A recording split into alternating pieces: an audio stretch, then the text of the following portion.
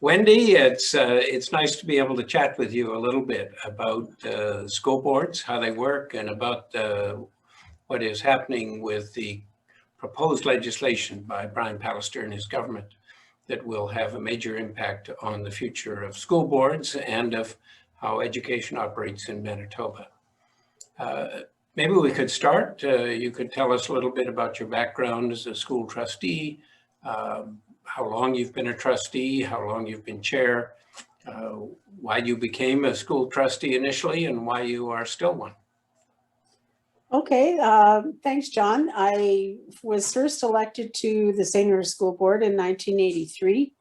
I got involved as a parent of a concerned parent at the time. I had been involved with getting the parent council going at my children's school, and was finding that there was a lot of issues.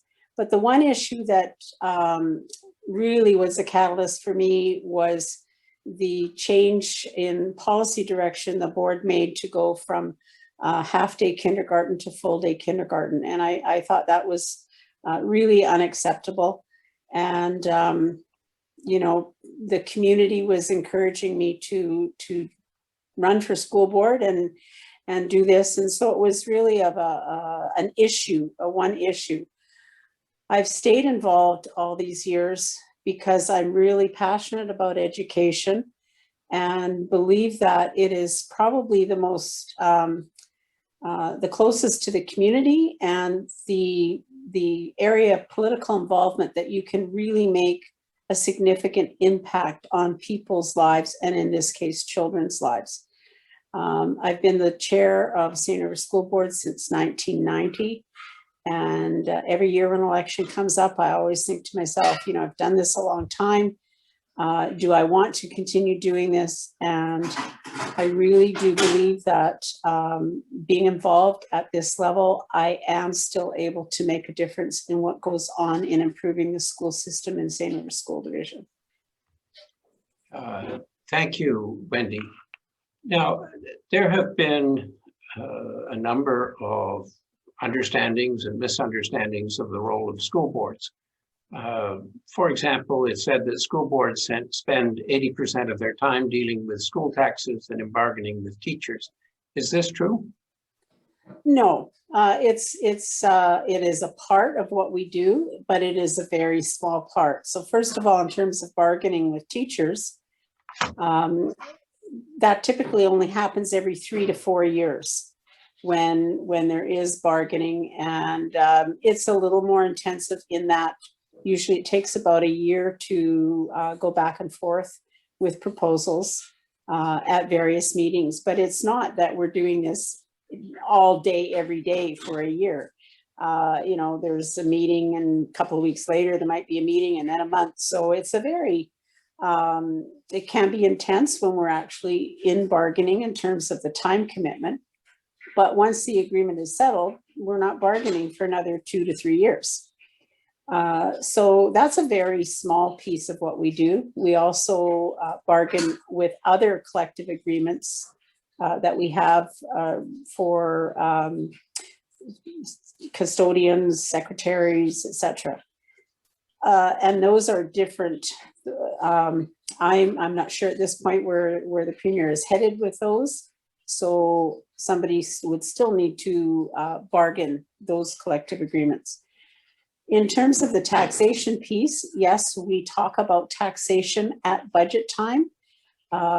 We start our budget process with a community input session, typically in November.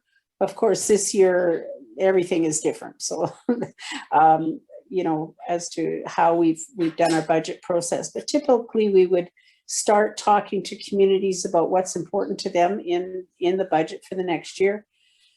When we get through that, and once we know what the provincial government funding announcement, then we start talking taxes. And the reality is, in many years under the NDP government and this government, the ability to even really think about taxes has been not a big part of our discussion, because, well, as you know, this year we were told you may not raise taxes. So there have been directives Even under the NDP government, when they brought in the tax incentive grant, that really limited boards' ability to look at taxation in any way. So it's a very small part. 80%, that's absurd. 5%, maybe. Okay. That would be my best guesstimate. All right. Well, I'm glad that we've clarified that. One of the things that Brian Pallister is proposing to do is to set up 794 community school councils. He has announced that they will be responsible for analyzing student achievement and learning, for assessing effectiveness of school programming, for holding the principal accountable, and for evaluating the performance of any person employed in the school, and a number of other functions. Who performs these functions now, and how will this change under the community school council's responsibilities? In terms of the evaluation of principals and staff in a school building, boards don't do that. Boards are responsible for setting policies around evaluation, but we do not do the hands-on evaluation of any staff in the school division other than the superintendent. In the St. River School Division, we have what we call a 360 approach to evaluating the superintendent. It's done annually. We ask for input from lower levels of management, such as principals and director of transportation, variety of things. So the board evaluates the superintendent. The superintendent and his department, there's two other assistants, they evaluate principals on a cyclical basis. So they're not evaluated every year, probably about every 2 years, unless there happens to be issues, and then maybe there's a different process. Teachers and staff are evaluated by the principal in the school.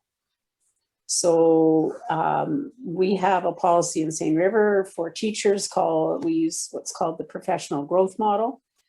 So it's something where teachers analyze what their professional growth needs are to continue to strengthen their skills as educators, and they work with their principal. If there happens to be some issues, there's a different process in place, and they all need to respect the processes that are contained in the collective agreements.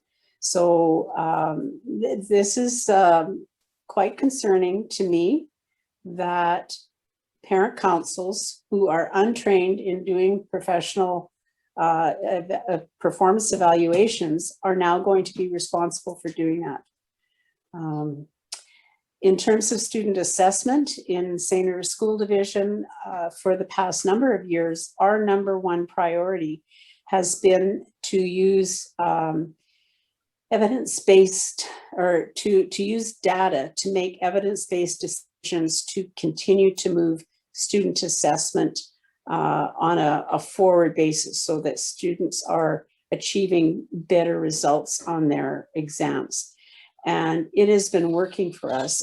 It's a very big process of having a strong professional development program for teachers, so that we have been seeing significant changes in, for example, our pre-calculus at high school level, where our student achievement marks have been steadily increasing over the past number of years. Previously, we were below provincial average. Now we're over provincial average.